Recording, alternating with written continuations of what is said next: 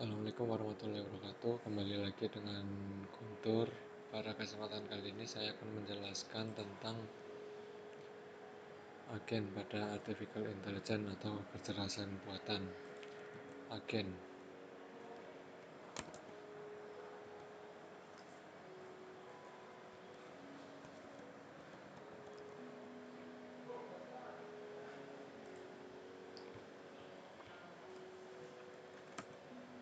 Agen merupakan segala sesuatu yang dapat melihat atau mengartikan, mengetahui resin lingkungannya melalui alat sensor, dan bertindak melalui alat aktuator. Adapun bagian-bagiannya yaitu persepsi, merupakan suatu proses merubah suatu dari lingkungan ke dalam indera penerima, yaitu memori, otak, atau dan lainnya. Sensor merupakan sesuatu yang digunakan agen untuk menangkap sesuatu dari lingkungan untuk melakukan persepsi. Kemudian ada environment yaitu lingkungan, segala sesuatu yang ada di sekitar sistem dan mempengaruhi kinerja sistem. Kemudian ada aktuator yaitu bagian dari agen yang dapat dilihat dan yang akan melakukan sebuah action. Dan ada action yaitu sesuatu yang akan dilakukan oleh agen dengan melakukan dan merubah lingkungan. Contohnya adalah pada robot berikut. Agennya yaitu robot, persepnya adalah memori, kemudian sensornya yaitu mata robot, environment lingkungan di sekitarnya, aktuator tangan dan kaki. Actionnya misalkan mengambil botol. Setelah itu saya akan menjelaskan tentang algoritma Minimax dan Minimax Alpha. Algoritma Minimax adalah sebuah algoritma yang mendasari pola pikir langkah penyelesaian masalah dalam beberapa jenis permainan papan yang berbasis kecerdasan buatan dalam komputer seperti tic-tac-toe, checker, catur, dan lain-lain. Kemudian algoritma Minimax dan Minimax Alpha. Yang pertama adalah Minimax. Minimax adalah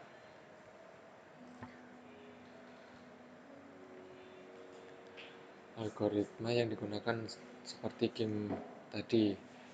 Yang pertama adalah nilai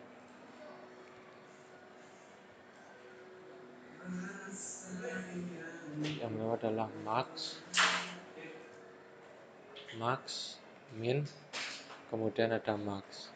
Pada bagian max ini kita bisa mengambil nilai terbesar dari yang di bawah ini. Jadi nilai terbesarnya adalah 1 dan minus 1 lebih besar dari 1, kemudian geser lagi 0 dan minus 1, 0 dan minus 1 lebih besar 0, maka akan naik di bagian maksimal 0, kemudian ada 1 dan 0 lebih besar 1 karena di bagian max, kemudian 0 dan 1 lebih besar 1. Setelah itu akan naik pada min ini minimal 1 dan 0 lebih kecil 0, maka di sini akan 0. Dan 1 dengan 1 tidak lebih besar, tidak lebih kecil, maka hasilnya adalah 1. Kemudian akan naik ke puncak, yaitu di bagian maksimal. Maka nilai maksimalnya adalah 0 dan 1, yaitu 1. Nilai maksimalnya adalah 1. Maka langkah yang paling menentukan untuk kemenangan untuk menyelesaikan permainan adalah 1. Kemudian ada algoritma Minimax Alpha. Apabila berada di minimal, maka jika alpha lebih besar atau sama dengan beta, maka dipangkas. Kemudian jika pada maksimal, jika beta lebih kecil dari alpha, maka pangkas. Yang pertama adalah kita hitung minus 1 dan 1. Untuk alpha adalah nilai yang paling besar, beta adalah nilai yang paling kecil, maka di sini akan naik 1 karena alpanya lebih besar. Kemudian angka 1 dinaikkan Kemudian angka 1 dinaikkan ke sini. Dinaikkan ke sini. Lalu angka 1 dihitung dengan 0 dibandingkan dengan 0, maka dia hasilnya alfanya 1. Kemudian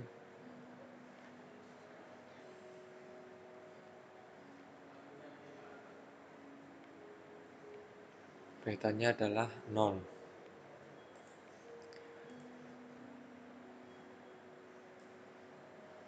Betanya adalah 0. Lalu di sini nilai terkecilnya adalah 0.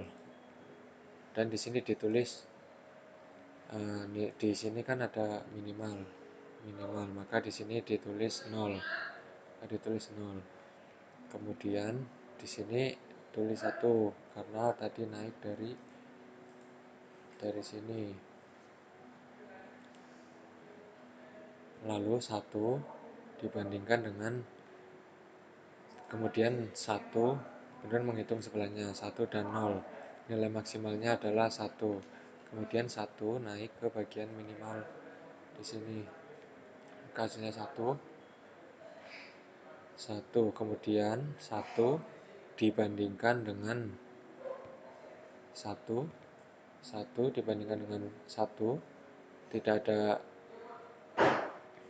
ada yang besar maupun yang kecil, maka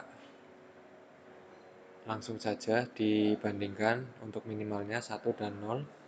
1 dan 0 lebih besar mana untuk mencapai nilai maksimal, yaitu 1. Maka hasilnya adalah 1. Seperti minimax tadi, hasilnya adalah sama. Kemudian saya akan menjelaskan tentang algoritma ID3. Algoritma ID3 merupakan algoritma yang dipergunakan untuk membangun sebuah decision tree atau pohon keputusan. Decision tree menggunakan struktur hierarki untuk pembelajaran supervised. Proses dari decision tree dimulai dari root node hingga leaf node yang dilakukan secara rekursif, di mana setiap percabangan menyatakan suatu kondisi yang harus dipenuhi, dan pada setiap ujung pohon menyatakan kelas dari suatu data.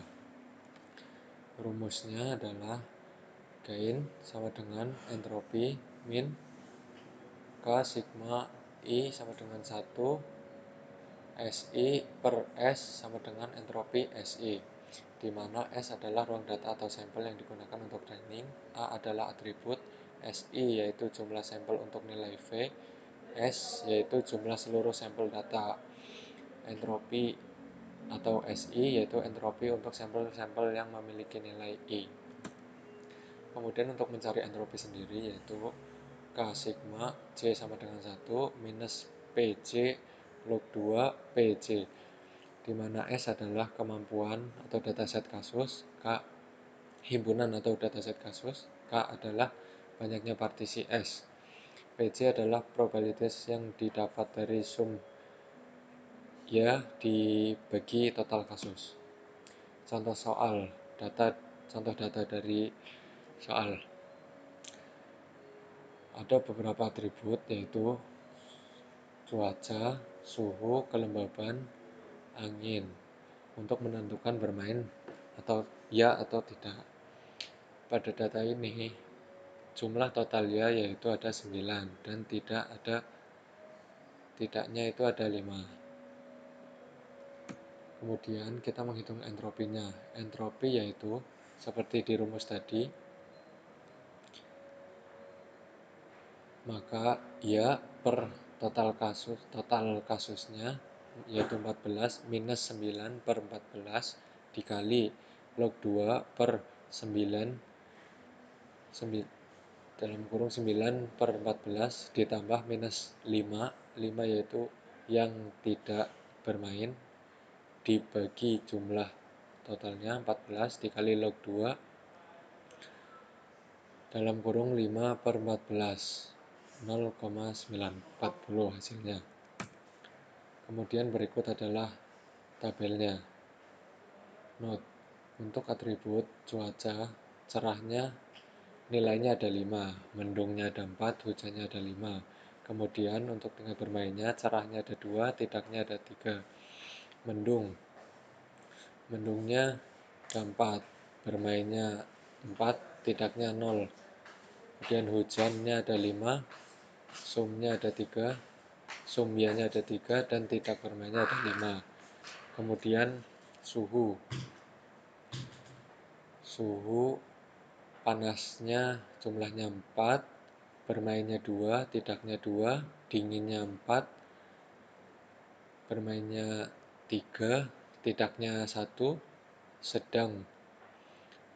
suhu sedang, nilainya ada 6, totalnya bermainnya 4, tidaknya ada 2.